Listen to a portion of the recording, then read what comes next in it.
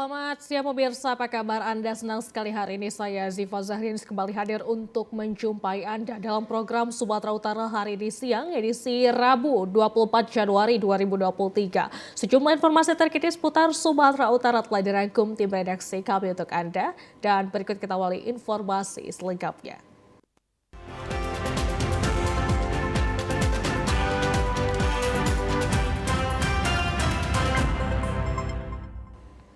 Di informasi pertama pemirsa dari Mandailing Natal, sebanyak 4 rumah semi permanen di Desa Bompang Julu, Panjabungan Utara, Mandailing Natal terbakar.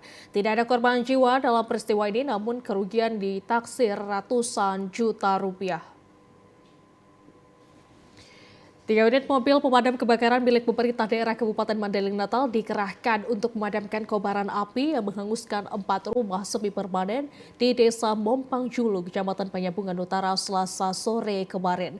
Asap tebal yang keluar dari salah satu rumah kontrakan tersebut membuat warga juga ikut berjibaku memadamkan kobaran api dari dalam rumah dengan alat seadanya. Api bisa dipadamkan setelah 1 jam pemadaman dilakukan 3 unit mobil damkar dan dibantu warga.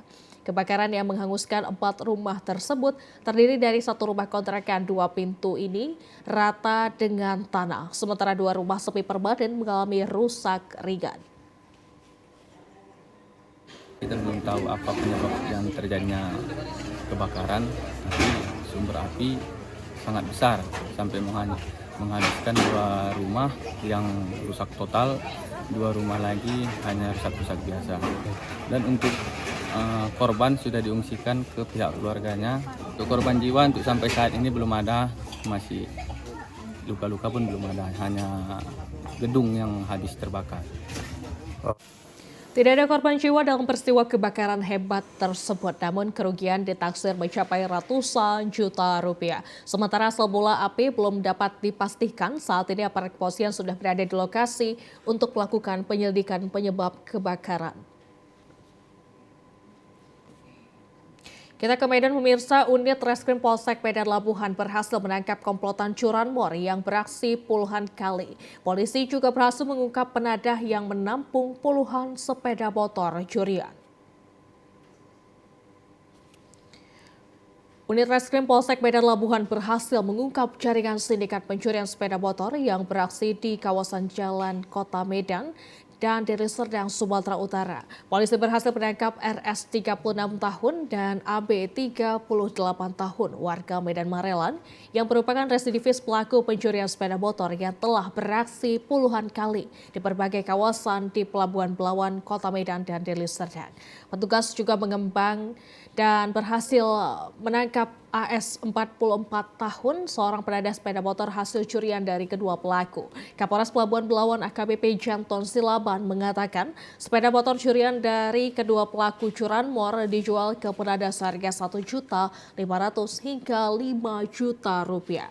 Kemudian pelaku penadah merubah warna sepeda motor hingga memasukkan plat nomor kendaraan agar dapat dijual di media sosial. Ini begitu mereka curi ditampung oleh 480 atau penampung, ada yang dimodif, kemudian seolah-olah sepeda motor ini resmi, mereka buat nopol yang palsu, kemudian mereka ekspos di media atau black market, mereka jual. Kemudian juga ada beberapa bodinya dicat, makanya banyak pilot modus mereka. Jadi seolah-olah mereka jualan resmi, ternyata itu tipu-tipu mereka. Untuk mempertanggungjawabkan perbuatannya, kini 3 pelaku ditahan di sel tahanan Polres Pelabuhan Belawan dan terancam hukuman 7 tahun penjara. Polisi juga menghimbau warga yang kehilangan sepeda motor untuk mengecek di Polres Pelabuhan Belawan. Dari Medan kita ke Samosir, pemirsa. Kejaksaan Negeri Toba Samosir menjalin silaturahmi dengan insan pers dan LSM yang bertugas di Kabupaten Toba guna yang lebih baik ke depan.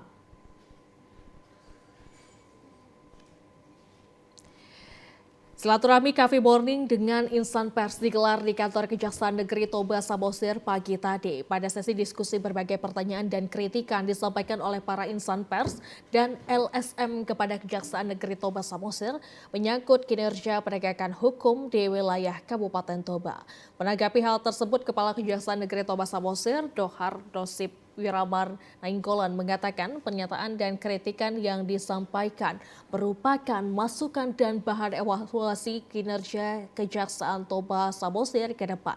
Dohar juga menyebutkan bahwa program Coffee Morning tersebut merupakan program kerja dari Seksi Intelijen Kejaksaan Toba Samosir dalam rangka untuk meningkatkan sinergi khususnya penegakan hukum bersama dengan insan pers dan LSM.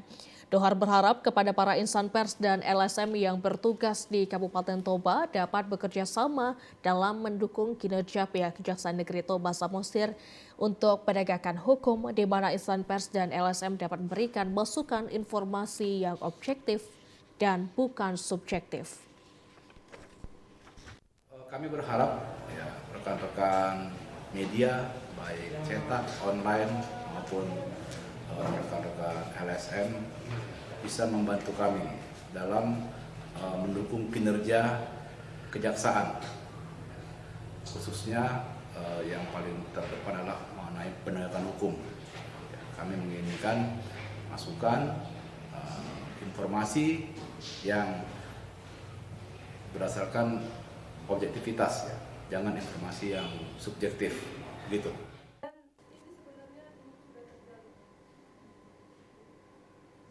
Pemerintah Kabupaten Batubara menurunkan alat berat guna memperbaiki tanggul jebol yang mengakibatkan tidak berfungsinya saluran irigasi yang mengairi ratusan hektar sawah. Sebelumnya perbaikan tanggul dilakukan para petani secara manual.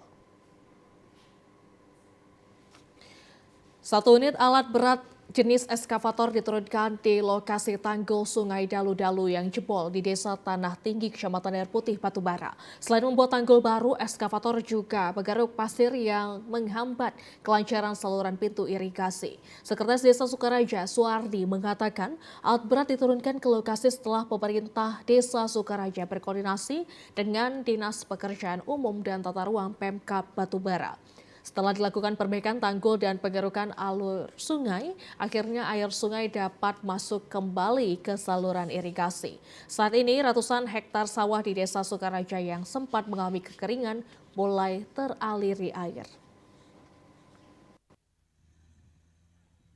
Setelah pihak desa berkoordinasi dengan PUTR Kabupaten Batubara, langsung pihak Dinas PUTR Kabupaten Batubara menurunkan alat berat eskavator untuk mengorek sedimen, bekerjasama dengan masyarakat melaksanakan gotong royong, sehingga alhamdulillah air sudah bisa masuk dan keluh kesah warga terhadap kekeringan sawahnya sudah teratasi.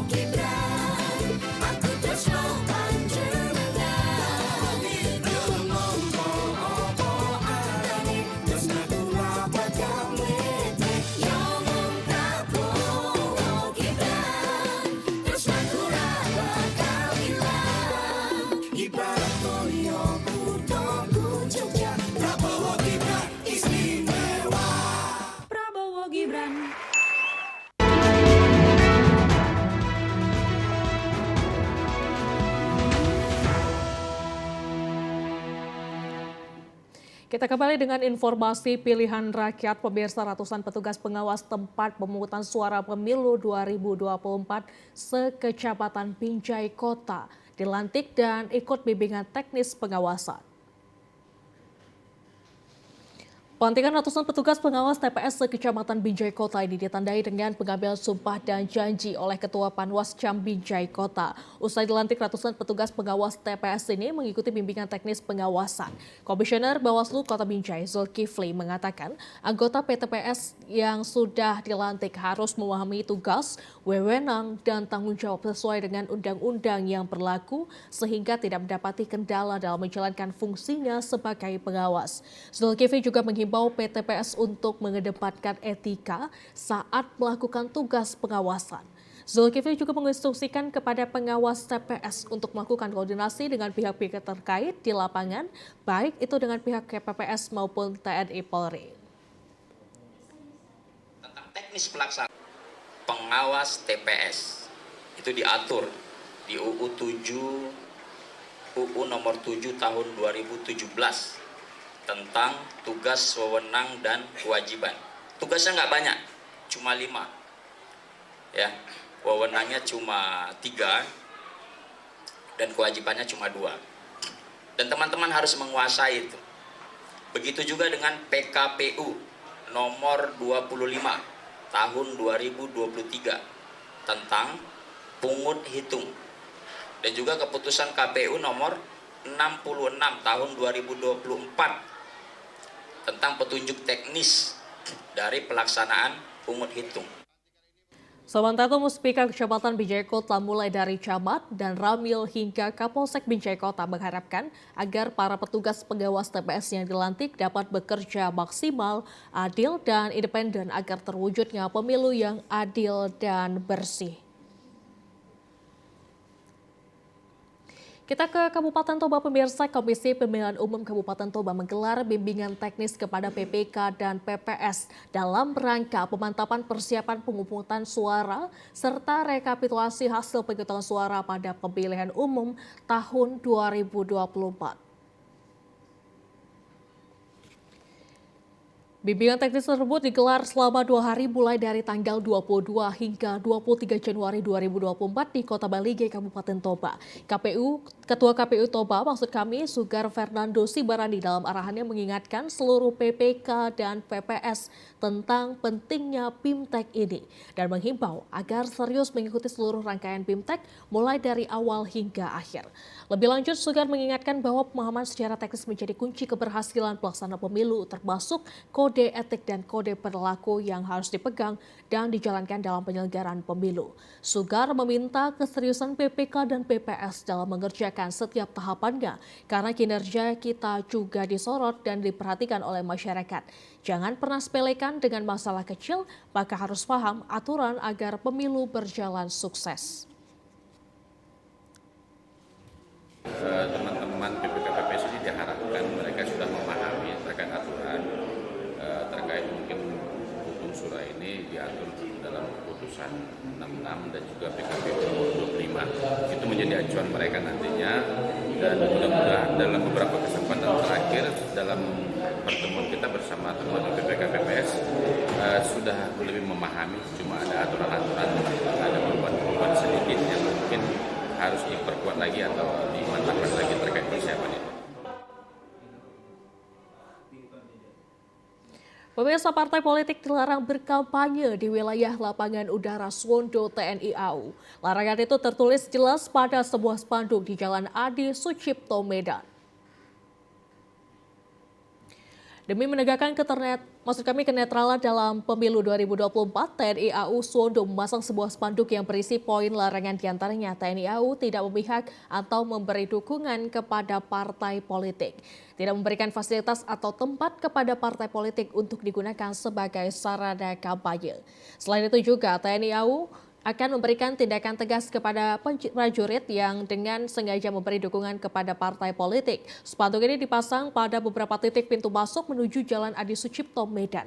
Hal itu disampaikan langsung oleh Komandan Lanut Suwondo, Kolonel Penerbang Ucok Enrico Hutajulu di Pangkalan Suwondo TNI AU kemarin. Ia menekankan kepada partai politik untuk tidak memasang alat peraga kampanye di wilayah Pangkalan Udara Suwondo TNI AU. Ya, jadi kemarin kita sudah mendapatkan yang dari KPU dan Bawaslu, ya kan. perlu kita ketahui bahwa TNI ini adalah sampai saat ini adalah netral. Ya. Saya belum ada perintah sampai saat ini netral. Untuk di fasilitas militer tidak boleh. Ya, harapan saya memang ya kita bisa berlaku netral. Ya, nggak ada mau terlibat-terlibat yang lain-lain. Ya, supaya aman kita. Kalau nanti TNI ada yang nggak netral gimana nanti? Kacau balau kita nanti. Mau? Kan nggak mau kan kita. Ya nggak. Harapan kita pelaksanaan pemilu ini kita laksanakan dengan aman, lancar, dan semuanya berjalan dengan baik. Harapannya pemilu 2024 akan berlangsung pada 14 Februari 2024 mendatang dapat berjalan aman dan damai. Kebijakan ini juga telah dikoordinasikan kepada KPU Kota Medan. Pemirsa, KPU Padang Lawas menggelar bimbingan teknis pemungutan dan perhitungan suara yang diikuti oleh seluruh panitia pemilihan kecamatan dari 17 kecamatan yang ada di Kabupaten Padang Lawas. BIMTEK yang diselenggarakan oleh KPU Padang Lawas diikuti 85 peserta panitia pemilihan kecamatan. Dalam kegiatan BIMTEK kali ini, para peserta dapat diberikan tata cara pemungutan dan perhitungan suara di TPS, serta rekapitulasi suara di tingkat PPK, tanda pemberian surat suara sah dan tidak sah pada surat suara, hingga kebijakan umum pemungutan suara dan juga perhitungannya. Abdul Muluk Slegar, Komisioner KPU Palas, menegaskan BIMTEK kali ini sangat penting agar nantinya ada pemahaman yang sama dalam penyelenggaraan pemilu, baik dari sisi pelaksanaan maupun pengawasan sampai di tingkat penyelenggaraan paling bawah.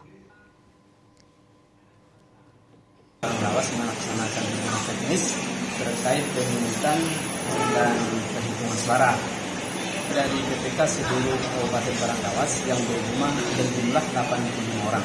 Itu dari 17 kecamatan.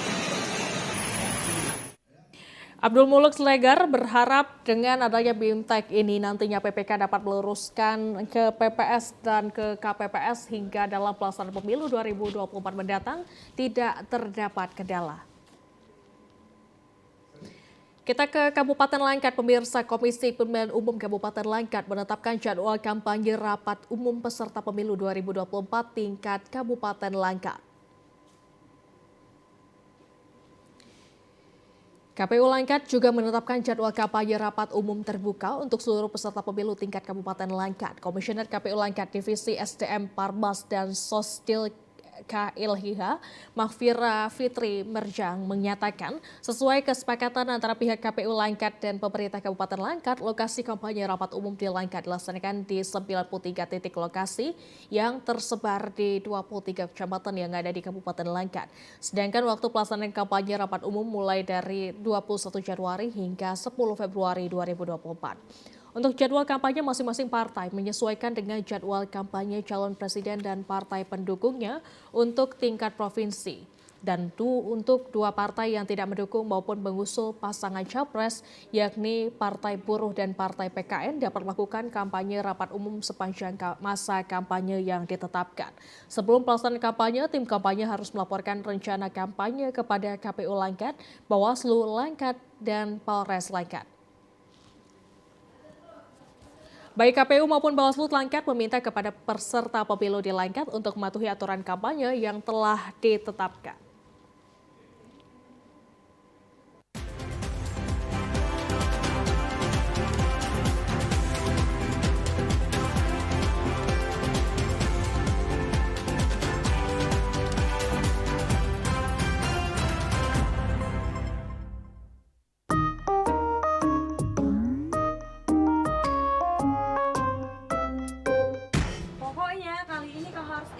Mama.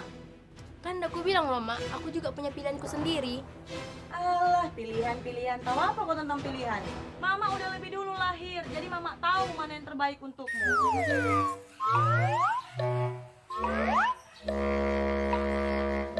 Gak ada itu, Mak. Intinya aku udah punya hak untuk memilih. Pokoknya Mama gak mau tahu. Kau harus ikut pilihan Mama.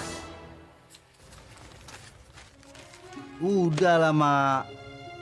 Mama jangan paksa anak kita untuk mengikuti pilihan Mama. Dia sudah dewasa, Mak. Dia tahu mana yang terbaik untuk masa depannya, Mak. Kan itu lebih bagus daripada tidak memilih. Toh, siapapun terpilih nanti, mereka putra terbaik bangsa Indonesia. Ah, bapak ini pun sama aja, bela-bela Mirna aja terus. Intinya, Mak, aku udah bulat sama pilihanku sendiri.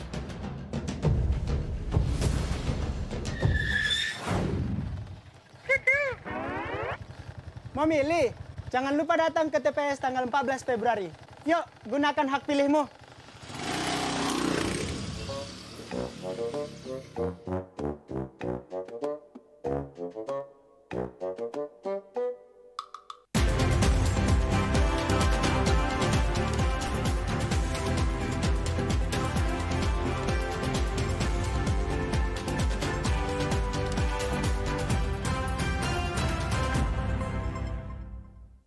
Ya, terima kasih Anda masih bersama dengan kami dalam program Sumatera Utara hari ini. Badan Pengawas Pemilu Kota Sibolga akan melakukan pelantikan sekaligus pembekalan teknis kerja terhadap ratusan petugas pengawas TPS se-Kota Sibolga. Ketua Bawaslu Kota Sibolga, Salmon Tambunan, menyebutkan jumlah petugas pengawas TPS yang direkrut oleh petugas Bawaslu Kota Sibolga berjumlah sebanyak 258 orang. Mereka nantinya akan ditugaskan di setiap TPS. Para pengawas TPS ini dibekali dengan pengetahuan teknis terkait tahapan-tahapan pemilu hingga ketika melakukan pengawasan di TPS dapat bertugas dengan baik dan lancar. Selain melakukan pengawasan di TPS, para petugas pengawas TPS ini juga nantinya akan melakukan tugas lainnya seperti pengawal langsung pendistribusian logistik surat suara ke TPS serta terlibat langsung melakukan pendistribusian surat undangan pemberitahuan memilih kepada masyarakat. Kita berharap pengawas TPS ini adalah perpanjangan tangan dari Bawaslu Kota Sibolga ya, untuk mengawasi misalnya pendistribusian C pemberitahuan ya H-7 paling lama H-1 C pemberitahuan ini sudah terdistribusi ke pemilih ya. Jadi itu kita sampaikan ke mereka dan juga kita bekali juga pengawas TPS ini bagaimana mengetahui jenis-jenis pemilih. Para pengawas TPS yang telah direkrut oleh Bawaslu Kota Sibolga diharapkan dapat memberikan kontribusinya dengan menciptakan pelaksanaan pemilu di Kota Sibolga yang jujur dan adil sesuai dengan peraturan dan perundang-undangan. Pemirsa, pemilihan umum 2024 akan digelar pada 14 Februari 2024 mendatang. Untuk itu, jajaran pelaksana dan pengawas di Kabupaten Langkat dan Kota Binjai mulai melakukan tugas dan fungsinya masing-masing. Sebanyak 97 orang anggota pengawas tempat pemungutan suara Kota Binjai dilantik Panitia Pengawas Kecamatan Binjai Kota. Pelantikan ini turut dihadiri Bawaslu Kota Binjai serta organisasi pimpinan daerah yakni Camat, Perwakilan dan Ramil dan Wakil Kepala Kepolisian Sektor. Sebelum dilakukan pelantikan, 97 orang pengawas TPS ini diambil sumpah dan janji untuk bekerja secara profesional serta melakukan pengawasan proses demokrasi di masing-masing tempat pemungutan suara. Selain itu, petugas dan amanah yang diberikan harus dilaksanakan dengan penuh tanggung jawab, integritas, dan berkoordinasi di jajaran setingkat seperti pengawas kelurahan dan pengawas kecamatan. Keberadaan pengawas TPS merupakan ujung tombak bagi jajaran pengawas pemilihan umum. Untuk itu harus bekerja dengan maksimal mungkin. Ketua Panwascam Binjai Kota Muhammad Irsan mengatakan 97 orang pengawas TPS ini nantinya akan ditempatkan di masing-masing TPS yang ada dengan harapan mampu bekerja dengan baik dan profesional untuk terwujudnya pemilihan umum yang jujur dan adil.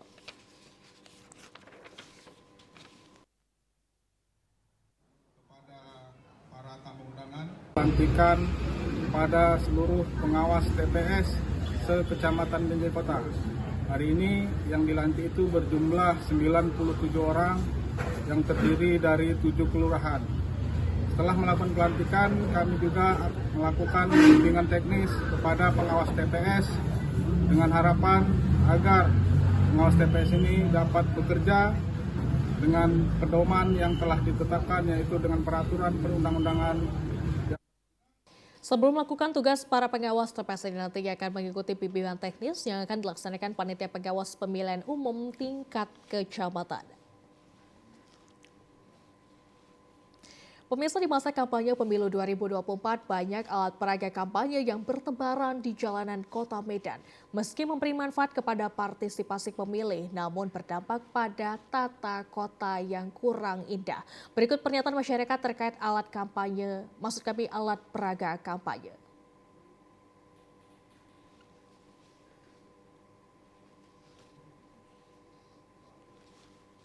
Awam, kayaknya itu bisa menarik juga karena kami rata-rata yang belum banyak sosialisasi, jadi dengan melihat baliho-baliho ini tergerak juga siapa yang akan kami pilih gitu kan sebagai anggota dewannya. Jadi ibarat kalau kita produk sesuatu kan kita seperti iklan. Kalau saya lihat baliho ini kan seperti itu juga, dia ingin menunjukkan siapa diri dia, cuman itu tadi seharusnya dia di tempat-tempat strategis, tidak terlalu merusak pemandangan lah. Maunya kami masyarakat ini maunya agak tertib gitu. Bagus, karena menunjukkan bahwasanya nanti pemilu biar tahu siapa-siapa aja yang mau dicoblos. Informasi yang baru saja Anda saksikan menutup jumpa kita pada siang hari ini. Mewakili seluruh kabar kerja yang bertugas, saya Azifa Zahrianis mengucapkan terima kasih atas perhatian Anda. Selamat siang dan sampai jumpa.